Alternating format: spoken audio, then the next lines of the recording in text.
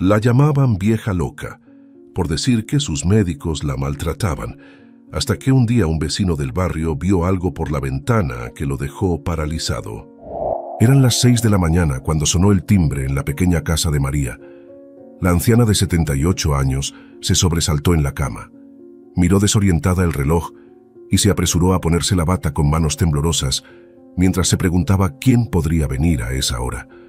Últimamente, cualquier alteración, por leve que fuera en su tranquila rutina, solía ponerla nerviosa. Cuando María abrió la puerta, se encontró cara a cara con una enfermera uniformada, acompañada de un fornido hombre con camisa blanca que sostenía una pequeña maleta. Titubeó sin saber qué decir, hasta que la mujer habló primero con falsa afabilidad. «Buenos días, señora María. ¿No se acuerda de nosotros? Soy Laura, la enfermera que le asignaron del programa médico. Él es Pedro, será su cuidador personal de ahora en más. ¿Podemos pasar?» María intentó hacer memoria rápidamente. Le sonaban vagamente esos nombres, pero su mente ya no era lo suficientemente ágil. Los médicos le habían comentado algo sobre recibir asistencia 2 veces por semana, pero no esperaba que fuera tan temprano. Intentó ser cortés, se hizo a un lado y los dejó entrar caminando insegura. Pedro, un hombre grandote con modales bastante toscos, pasó sin siquiera mirarla. Dejó caer pesadamente su maleta sobre la mesa del comedor y se tiró como si nada en el sofá de la diminuta sala, subiendo ruidosamente los pies y encendiendo la televisión. María abrió los ojos desconcertada ante semejante falta de decoro, pero no se animó a decir nada. Laura tampoco pareció inmutarse. Con confianza excesiva la condujo de un brazo hasta la cocina y comenzó a abrir la alacena, la heladera y revisar electrodomésticos, apuntando cosas en su planilla de inspección. A ver, primero que nada tenemos que hacer un chequeo del estado de su despensa, su colesterol, presión arterial y un par de análisis de sangre, orina y demás.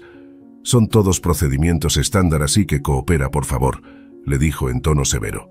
Media hora después, María ya se encontraba completamente aturdida por esos tratos impersonales de aquellos extraños que irrumpían así en su sosegada intimidad sin miramientos.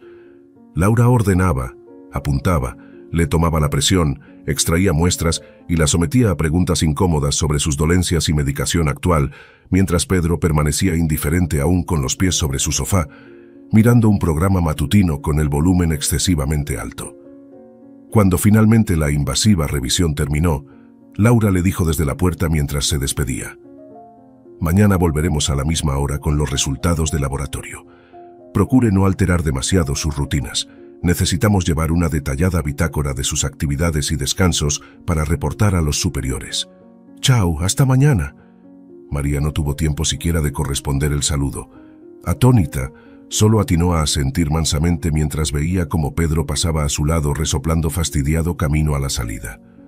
Por fin se había hecho silencio, pero nunca su pequeña casa le había resultado tan ajena y deprimente. Los días siguientes continuaron en la misma tónica. A las 6 en punto, ya tenía a Laura golpeando la puerta, entrando sin esperar invitación alguna y cerciorándose que cada alimento, medicamento y mínimo detalle de las actividades de María en las horas recientes estuvieran minuciosamente apuntados en su ficha. Pedro, por su parte, encendía el televisor para mirar el noticiero matinal mientras se preparaba un enorme sándwich en la cocina sin ofrecerle siquiera un mordisco a la dueña de casa. Luego pasaba el resto de la mañana dando órdenes a María para que limpiara esto, guardara aquello, se bañara, vistiera cada cosa indicada por ellos, como si de una niña se tratase. «Ya fue suficiente descanso por hoy, abuelita. Va siendo hora de estirar esos viejos músculos. Vamos, la ayudo a caminar hasta el baño y la vigilo mientras se asearse. Debe quedar reluciente para cuando venga la doctora a revisarla esta tarde. Arriba», le decía imperativamente el enorme cuidador, casi levantándola en vilo de la cama para llevarla a rastras al cuarto de baño. María intentaba vanamente oponer alguna resistencia, pero él era muy forzudo y terminaba sacándole la ropa sin contemplaciones para meterla bajo el agua helada de la ducha, dejándola tiritando, llorando de humillación y suplicando que la dejara en paz. Pero sus ruegos parecían enardecer más la prepotencia de Pedro, quien reía burlón ante esos infructuosos intentos por decidir sobre su propio cuerpo. Y así se sucedían interminables las horas, entre inyecciones, pastillas, caminatas forzadas asistida del cuidador, limpiezas totales de cada rincón de su propio hogar y un sinfín de órdenes e intromisiones sin el menor tacto de quienes decían haber venido para asistirla, pero que no hacían más que avasallar cada vez más su dignidad y voluntad. Luego de la primera semana, María se encontraba literalmente exhausta, dolorida y al borde de la locura. Lloraba en silencio cada noche desde su cama implorando que algo cambiara pronto, o sentía que terminaría por enfermar aún peor, o quizás atentando contra su propia vida, con tal de defender su derecho elemental a la privacidad y el respeto sobre su espacio vital. Fue durante el 13º día de semejante suplicio matutino cuando María ya no pudo tolerar más los malos tratos y decidió encarar firmemente a Laura mientras apuntaba cosas en su ficha de la cocina. Le dijo con voz temblorosa por la angustia contenida: «Mire, señorita, agradezco que hayan venido a asistirme porque sé que lo necesito, pero creo que esto ya es demasiado. Necesito que por favor no irrumpan tan temprano en mi casa sin permiso, que no se metan tanto en mis cosas, que ese hombre no me obligue a bañarme casi desnuda frente a él. Es inadmisible. Si continúa así de invasivo tendré que pedir otros asistentes». Laura ni se inmutó. Miró fríamente a María y esbozando una sonrisa sarcástica le dijo: «Querida, creo que ya es hora que le bajemos un poco a esas fantasías sobre maltratos y faltas de respeto donde no las hay. Somos profesionales de la salud, siguiendo órdenes y rutinas específicas de nuestros superiores para garantizar su bienestar. Si tiene alguna queja infundada contra nosotros, le aseguro que los médicos no le creerán. Le conviene acostumbrarse y colaborar porque estaremos viniendo por mucho tiempo. ¿Entendido?». María sintió una puñalada de indignación e impotencia. ¿Cómo que quejas infundadas? Todo lo que había dicho era cierto. Estaba siendo maltratada psicológica y físicamente bajo su propio techo. Pero lamentablemente Laura parecía tener razón. Si iba con el médico, seguro dirían que estaba exagerando o divagando.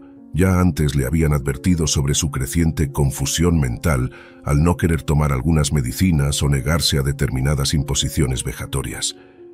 Quizás comenzarían ahora a tratarla de vieja senil si insistía en defender sus derechos básicos. Debía pensar rápido en una alternativa. Esa tarde, mientras Pedro cuidaba su siesta habitual roncando sobre el sofá, María se escabulló sigilosa fuera de la casa y tocó tímidamente la puerta de su vecino Juan, un joven estudiante que vivía solo en la casa contigua y solía escuchar música hasta altas horas de la noche. Cuando el sorprendido muchacho le abrió amablemente, ella le pidió unos minutos a solas para conversar. Una vez sentados en el patio trasero, comenzó a narrarle angustiada todos los padecimientos que estaba sufriendo, en manos de esos negligentes protectores que alteraban su vida con métodos despóticos e inhumanos, sin que nadie le creyera una palabra de lo que sucedía tras esas paredes. Juan escuchaba perplejo sin terminar de comprender tanta maldad de quienes supuestamente debían asistir desinteresadamente a una frágil ancianita. Consideró prudente no contradecirla abiertamente, pero en el fondo pensó que quizás la señora exageraba producto de su avanzada edad y aislamiento social. Aún así, por simple buena vecindad, decidió prestar más atención por las dudas. Desde ese día, cada vez que salía o regresaba, el solitario estudiante aguzaba disimuladamente el oído por si captaba algo anómalo de la casa vecina. Al comienzo, todo parecía normal. Pasos, algunas voces lejanas, órdenes breves. Pero ya al cuarto día sus antenas internas se agitaron al percibir un sollozo ahogado proveniente del patio trasero, justo antes que Pedro y Laura se retiraran como de costumbre. Sigilosamente Juan se asomó por encima de la medianera, intentando divisar qué sucedía. Grande fue su pasmo al ver allí tirada sobre la tierra a la pobre María, con el rostro surcado en lágrimas y sujetándose un brazo lastimado. Seguro la muy tonta intentó hacer algo sola y se cayó por torpe, se dijo el joven, restándole seriedad mientras volvía a ingresar a su casa. Pero al otro día, cuando regresaba a la tarde y al pasar frente a la ventana lateral entreabierta de la sala, escuchó claramente sonidos de objetos rompiéndose y los gritos furiosos de Pedro. Juan se sobresaltó y por puro instinto miró de reojo hacia el interior. Lo que vieron sus ojos lo dejaron completamente boquiabierto. Pedro sacudía brutalmente del brazo a María gritándole furioso mientras señalaba un florero hecho añicos en el piso. La pobre señora gimoteaba aterrada pidiendo clemencia. Juan ahogó un grito horrorizado. Ese animal estaba golpeando a una frágil anciana indefensa. Rápidamente sacó su teléfono y comenzó a filmar la escena por la ventana, procurando que no lo vieran. Pudo captar nítidamente cómo el grandulón abofeteaba sin piedad a María, tirándola sobre los restos del florero roto, para luego arrastrarla de los pelos fuera de la habitación ante la pasividad de Laura, que miraba todo igual de irritada desde un rincón. Juan se alejó lentamente en estado de shock absoluto. Apenas podía procesar la monstruosidad que acababa de presenciar. Todo lo que le había contado angustiada la vecina era completamente cierto. Esos desalmados estaban abusando de la indefensión de una pobre abuelita. Debía hallar la forma de denunciarlos urgente y que pagaran por sus actos repudiables. Juan pasó el resto del día sumamente ansioso, sin poder concentrarse en nada más que en la brutal escena de maltrato que había presenciado en casa de su vecina María a manos de ese enfermero Pedro. ¿Cómo alguien podía llegar a ser tan desalmado de propinar semejante golpiza a una pobre anciana? Y todo ante la pasividad de su compañera, que simplemente miraba desde un rincón sin intervenir. Tenía que hacer algo rápido, o las cosas solo empeorarían. Tras darle vueltas al asunto, decidió primero acudir personalmente a hablar con el director del centro de salud, que gestionaba esas visitas médicas domiciliarias. Quizás allí podrían tomar medidas inmediatas como asignar otro personal o investigar lo sucedido de oficio. A la mañana temprano tomó valor y se presentó exigiendo hablar urgente con la máxima autoridad, argumentando tener pruebas fehacientes de maltrato hacia una paciente de parte de empleados de ellos. Para su desilusión, la respuesta que obtuvo fue igual de desalentadora e irritante como el trato que esos sujetos daban a María.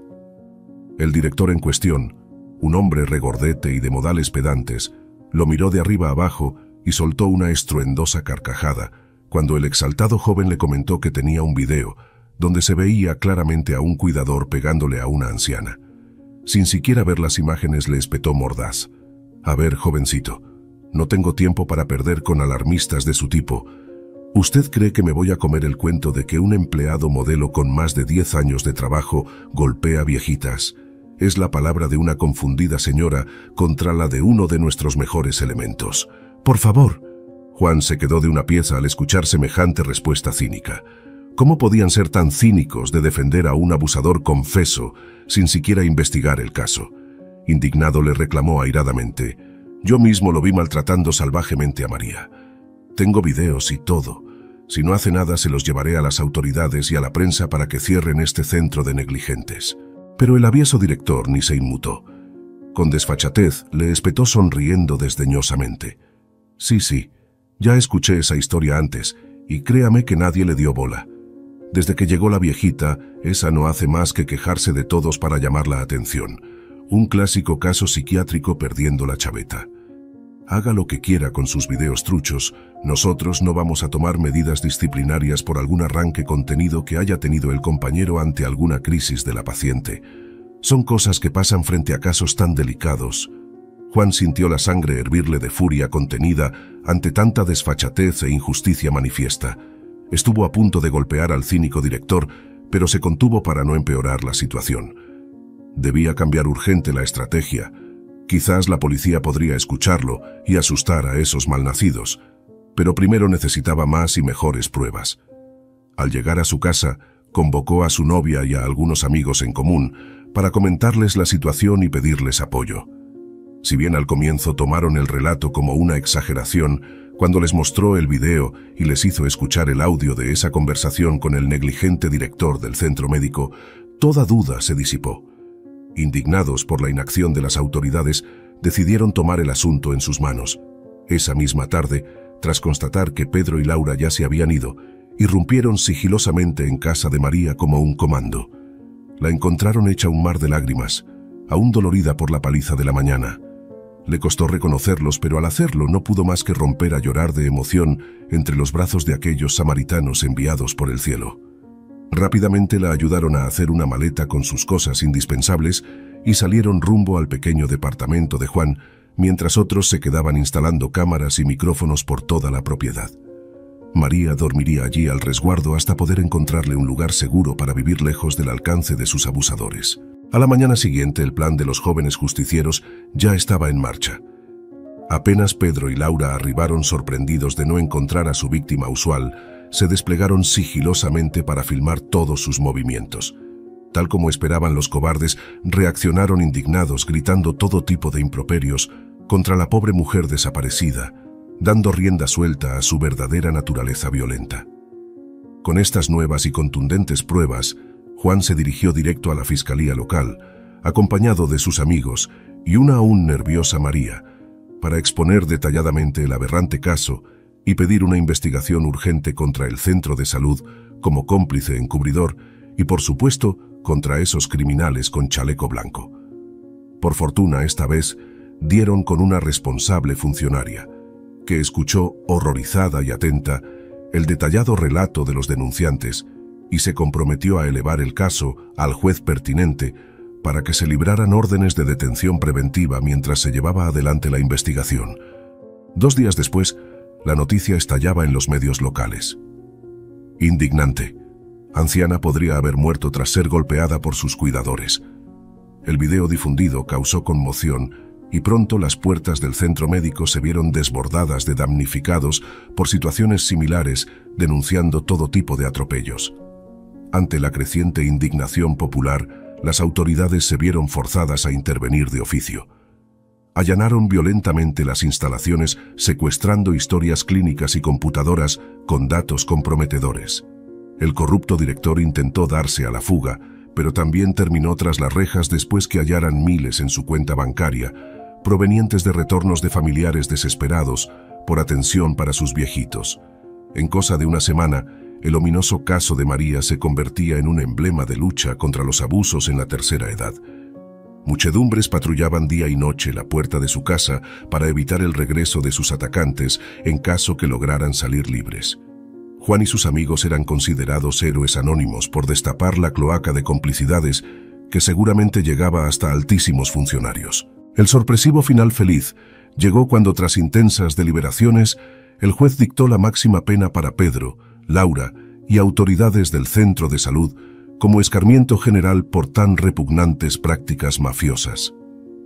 Las cámaras captaron el momento exacto en que esposaron al forzudo abusador, quien al verse descubierto ya no era ni la sombra del matón, que casi mata a golpes a una pobre viejita indefensa bajo su cuidado. María, por su parte, decidió donar su casa a la municipalidad para que fuera convertida en un hogar social gratuito, gestionado por la comunidad para ancianos necesitados. Ella fue instituida como presidenta vitalicia del flamante centro al que bautizaron María de la Esperanza, en su honor, por ser quien destapó esa cloaca oculta tras la fachada de falsos asistentes geriátricos. La generosidad de la entrañable mujer no terminó allí. Apenas recibió las primeras donaciones voluntarias tras hacerse pública su conmovedora historia, mandó llamar al joven Juan para entregarle una significativa suma de dinero en retribución por su valentía al encabezar esa cruzada ciudadana por los derechos de los siempre olvidados ancianos. Con ese dinero el muchacho pudo finalmente terminar su carrera y especializarse en derecho penal para dedicarse a la defensa legal de otros abuelos víctimas de engaños y estafas tan frecuentes en ese sector tan desprotegido de la sociedad. Junto a sus inseparables amigos de las marchas callejeras, fundaron la ONG Voz de tus Mayores, que pronto nucleó miles de voluntarios alertas a situaciones de abuso, convirtiéndose en un baluarte de lucha contra la impunidad en crímenes aún muy invisibilizados. La nueva casa hogar de María y sus inquilinos también se transformó rápidamente en un ejemplar modelo local de gestión mancomunada, donde cada vecino aportaba desinteresadamente con algo, desde alimentos hasta atención médica gratuita, pasando por actividades sociales y recreativas para elevar la calidad de vida de esos indefensos que ya tantas penurias habían enfrentado en soledad. La propia María, ya casi centenaria pero lúcida y fuerte como un roble, solía repetir emocionada a quien quisiera escucharla que, de no ser por ese providencial gesto de rebeldía y valentía de un ignoto estudiante, quizás nunca hubiese sobrevivido para contarlo y ver florecer ese hito de solidaridad que la maldad humana había dado a luz en un acto de absoluta desesperación. Luego del resonante caso judicial que puso tras las rejas a sus abusadores y destapó una cloaca de corrupción dentro del sistema de cuidados geriátricos, María se convirtió rápidamente en una suerte de celebridad local, símbolo de lucha y resiliencia para todos los ancianos que aún debían padecer en silencio maltratos de parte de sus propios encargados y familiares. Su historia de supervivencia inspiró a muchos otros adultos mayores que habían bajado los brazos ante la fatalidad de tener que depender de desalmados como Pedro y Laura. Ahora, gracias al ejemplo de esa frágil abuelita defendiendo su dignidad a pesar de los golpes y la adversidad, ellos también comenzaron a animarse a alzar la voz en busca de justicia. Rápidamente las líneas telefónicas de Juan y su flamante ONG de rescate se vieron saturadas de pedidos desesperados de auxilio, mayormente de ancianos postrados en cama, cuyas historias eran aún más estremecedoras que la que María tuviera que padecer. Así fue como en cosa de semanas empezaron a destaparse escándalos aún peores, si cabe, sobre este tipo de delitos larvados tras la intimidad de hogares donde se aprovechaba cínicamente el desvalimiento de esos seres en su ocaso vital, sin recursos ni fuerzas para defender el último vestigio de dignidad que les quedaba.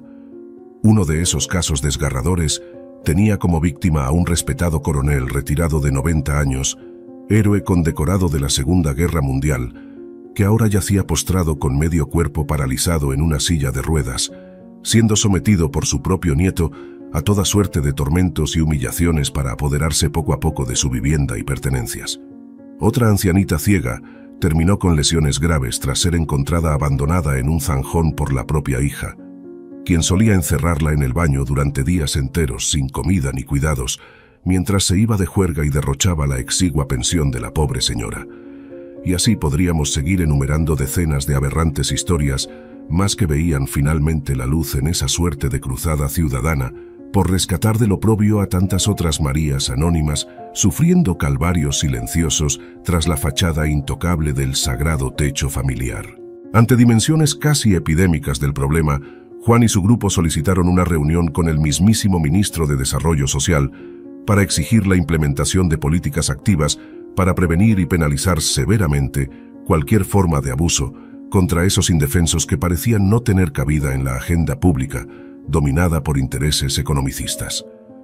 Para su fortuna, dieron con un responsable evidentemente sensibilizado por tan vergonzosos casos que él mismo confesó desconocer prácticamente en su totalidad. Ofreció incluso generar una mesa de trabajo conjunto para diseñar de manera mancomunada un plan de acción efectivo contra esa problemática tan invisibilizada históricamente. Fue así como tras intensas jornadas grupales de propuestas, surgió la iniciativa de implementar una especie de botón antipánico para ancianos en situación de riesgo. A través de una pulsera electrónica con GPS, ellos podrían alertar sobre cualquier inconveniente y ser rescatados de inmediato por patrullas capacitadas para contenerlos. El dispositivo fue bautizado Salvavidas en homenaje a la fortaleza mostrada por María para poder contar su calvario y motivar esa amplia reforma legal en ciernes. En paralelo, desde la ONG, también se promovieron proyectos para multar severamente a hogares de ancianos lucrativos, donde se constataran negligencias de cualquier tipo. El día que el Congreso aprobó casi por unanimidad la nueva batería de leyes de tolerancia cero ante maltratos en la tercera edad, María fue invitada especialmente a presenciar la histórica sesión desde un palco de honor, siendo ovacionada de pie por todos los presentes, como símbolo de lucha que encendió definitivamente la mecha de ese profundo cambio social. Con los ojos humedecidos por la emoción, la entrañable mujer agradeció tan distinguido homenaje, afirmando con la voz enronquecida de tanto padecer, que a Prestud merecía la pena haber transitado por ese tortuoso calvario, si su testimonio podía salvar ahora a miles de otros indefensos de terminar igual o peor que ella. Confesó que nunca se sintió más honrada y plena que en ese mismo instante, tras superar junto a su improvisada familia adoptiva las secuelas dejadas por ese oscuro capítulo que marcó un antes y un después en las políticas sobre vejez en el país. Los aplausos cerrados se extendieron aún más cuando, al descender por la escalinata hacia el estrado, fue sorprendida con un cariñoso abrazo del mismísimo Juan, ese ignoto vecino convertido ahora en adalid de los derechos de los mayores gracias a su inquebrantable vocación por ayudar al prójimo. Ambos rompieron en llanto desconsolado, reviviendo brevemente el tormento compartido, pero sonriendo esperanzados hacia un futuro mucho más alentador, donde ya nadie debería padecer en soledad el desamparo de cuerpo y alma. Con el correr de los años, y ya con Juan como diputado joven abocada casi con exclusividad a nutrir y expandir esa loable cruzada contra viento y marea, los casos de denuncias por maltratos en ancianos descendieron un 70%, representando para el orgulloso legislador su mayor trofeo político en pos de un día erradicar casi en su totalidad tan lamentable flagelo social.